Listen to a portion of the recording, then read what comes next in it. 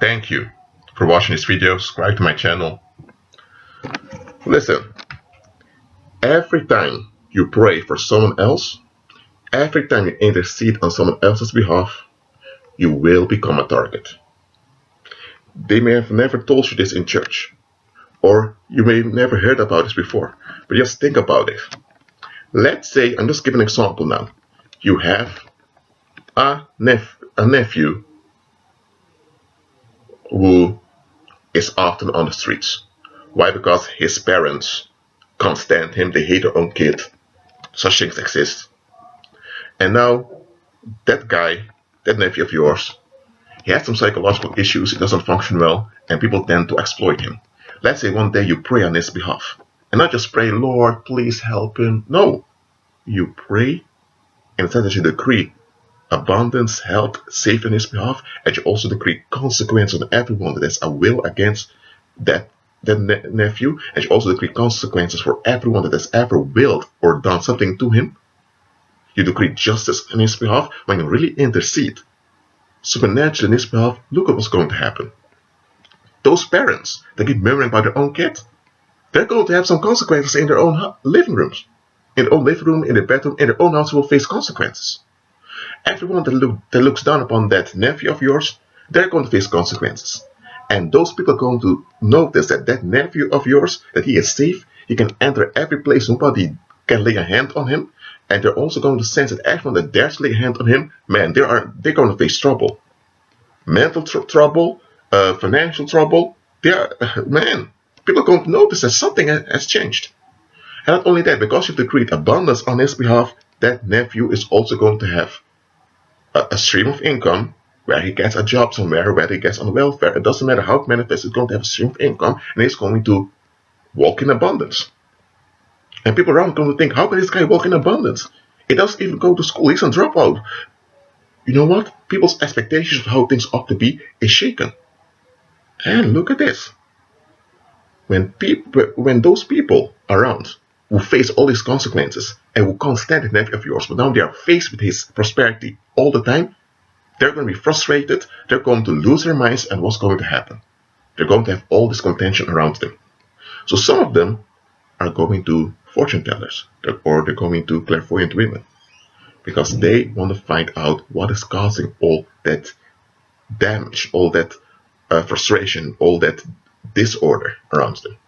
They want it solved. The fortune teller, who has a demon, the demon's going to feel onto them. That guy over there, let me think of a name. Matthew. That Matthew over there, that you guys were treating badly and all of that, he has an uncle, and that uncle is praying on his behalf. And it's the prayers of this uncle that's causing all those things around you. So what's going to happen now? Those people who found out it's you praying on Matthew's behalf, they're now coming after you. So it can be that suddenly you have people on social media. Let's say you have social media, but you don't use it often, you just have it for practical reasons. You may have people that begin to add you on Facebook. And it may be people that are related to people you knew, so they're not complete strangers. But why do they suddenly want to add you on Facebook? Why? Because they are upset. They're upset because you have a supernatural impact, and that supernatural impact frustrates their wicked expectations. And now they have all kinds of things they have to face. So now they're trying to target you. Or you may have people that suddenly out of the blue, they begin to act out against you, they can't stand you, they want you to die and all of that. What's happening? You've prayed on someone else's behalf, so everyone that had an investment against that individual now has trouble. It can be that they wanted to fire someone from a job. The boss couldn't stand that guy, the co-host couldn't, but now you're praying on someone else's behalf, and now they can't fire him. After they try to fire him, man, they lose customers. Some people have to face things against their will every day. They're the one upset, and they're carrying that upsetness, and they can't take it out on their target because the target is covered by your prayers.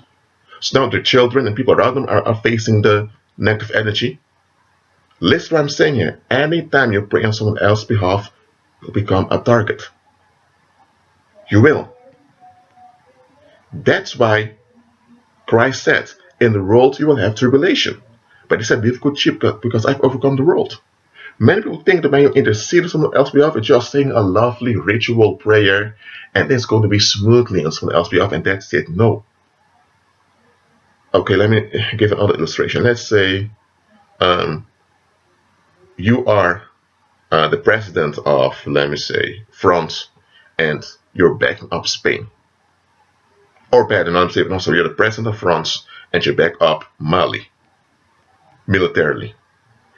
All the surrounding countries that have a military conflict with Mali, they're also in a military conflict with you because you're backing up Mali, and because you're there, they can't exploit Mali. So what's going to happen now? Those people are frustrated. They now have to deal with Mali on an equal basis. They don't want that. So who are they going to blame now for all their rage? They're going to blame you as the president of France. So now you may have terrorists that try to come after you to assassinate you. Why? Because you're backing up Mali. Just an example. Understand that anytime you intercede on someone else's behalf, you're entering a warfare. And you're expected to intercede on other people's behalf. And in my case, I do that. That's why I'm targeted so often by psychic violence. Because look, as a believer, you're not intended to just think about you all the time and be only centered around you. You're intended to expand. You ought to operate in the supernatural, and in this supernatural walk you expand. That is the purpose of walking by faith.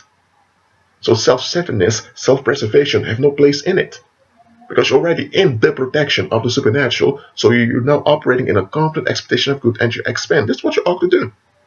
And anytime you expand, you will affect the lives of others, and there will be resistance and violence coming against you for affecting the lives of others.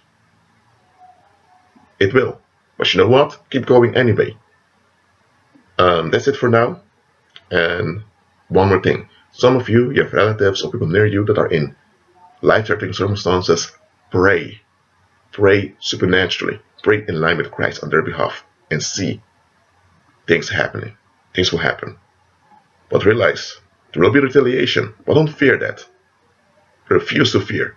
Walk by faith. Be encouraged. Have courage. Be at peace.